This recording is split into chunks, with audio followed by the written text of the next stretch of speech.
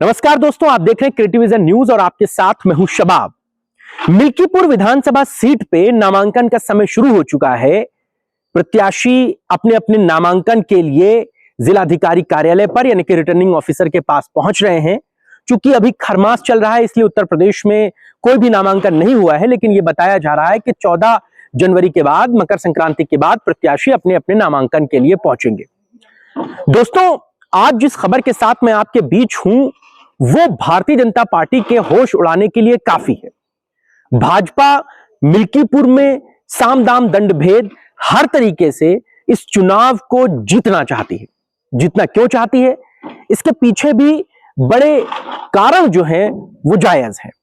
असल में अयोध्या जो भारतीय जनता पार्टी के लिए पूरे देश में एक धार्मिक पॉलिटिक्स का सिंबल है।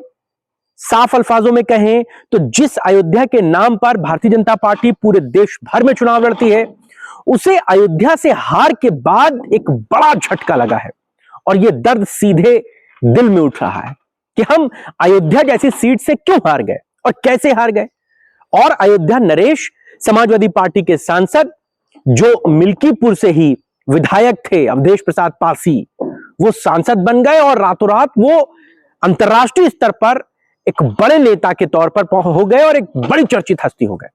अब भाजपा इस सीट को दोबारा से फिर से जीतना चाहती है क्योंकि मिल्कीपुर सीट पर 2017 में उनका विधायक रहा था, लेकिन 22 में उसे पटखनी देते हुए अवधेश प्रसाद ने वहां से जीत को दर्ज किया था।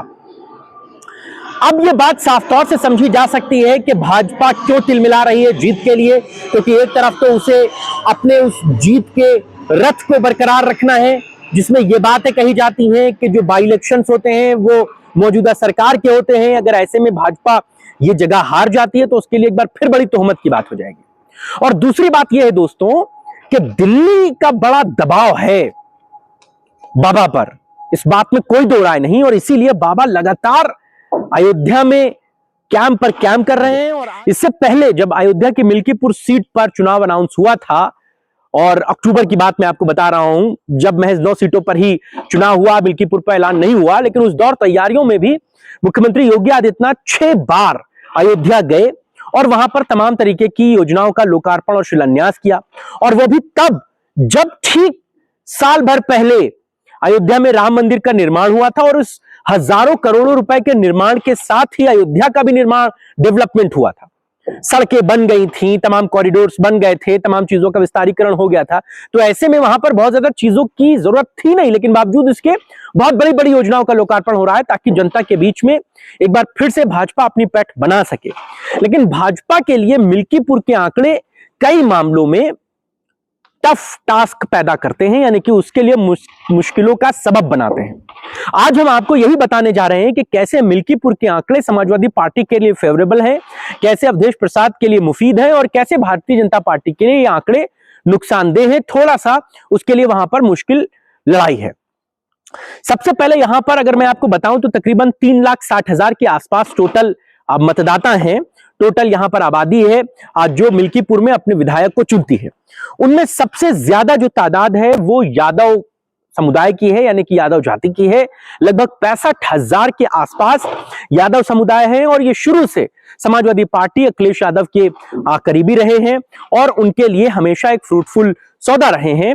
यादव समुदाय बढ़ चढ़कर अखिलेश यादव समाजवादी पार्टी के लिए वोट करता रहता है, इसीलिए समाजवादी पार्टी के प्रत्याशी को यहां से एक बड़ा जनाधार मिलता रहा है, एक बड़ी जीत मिलती रही है। इसके बाद दूसरे नंबर पर आते हैं पासी समुदाय के लोग। ये पिछड़े लोग हैं, दलित लोग हैं और इनकी तादाद तकरीबन 60,000 के आसपास है। इसी समुदाय से अवधेश प्रसाद पासी आते हैं और इसीलिए उनका इस पूरे जो जाति विशेष पर एक प्रभाव है वो एक बड़ा प्रभाव है। पासी समुदाय के लोग उन्हें अपना नरेश कहते हैं और यही बहुत बड़ी वजह है कि वो लोग अवधेश प्रसाद पासी को व्यक्तिगत तौर पर पसंद करते हैं, इसीलिए उनके बेटे के चुनाव लड़ने पर जीतने की संभावनाएं बहुत ज्यादा है। तीसरे नंबर पर गैर पासी हैं, दलित हालांकि ये भी हैं लेकिन ये गैर पासी हैं।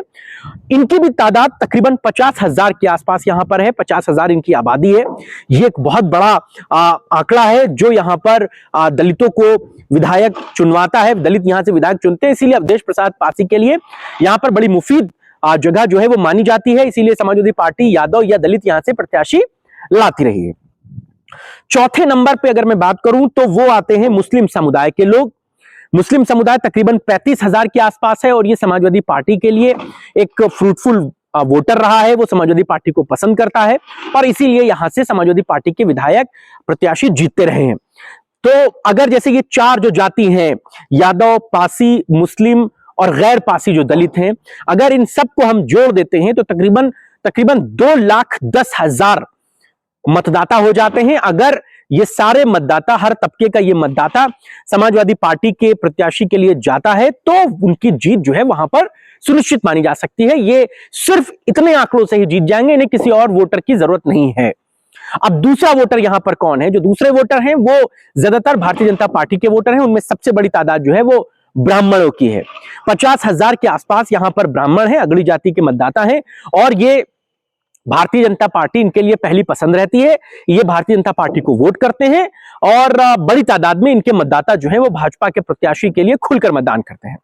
दूसरे नंबर पर आते हैं ठाकुर। ठाकुर की संख्या मुकाबले दूसरे समुदाय के कम है, 25,000 के आसपास यहां पर ठाकुर समुदाय के लोग हैं। ये भी अगली जाति के हैं और ये भारतीय जनता पार्टी के प्रत्याशी के पक्ष में वोट करते हैं। प्रत्याशी को लिए ये जो है वो एक तरफा होकर मतदान करते हैं।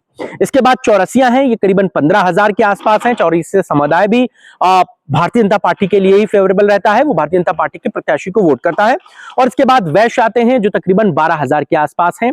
और अगर हम इन चारों को मिला दें, यानी कि ब्राह्मण, ठाकुर, चौरसिया और वैश्य समुदाय के लोगों को मिला दें, तो इनकी तादाद 1,20,000 के आसपास पहुंचती है। यानी कि एक तरफ 2,10,000 है और दूसरी तरफ 1,20,000 है। आधे का मार्जिन है लगभग।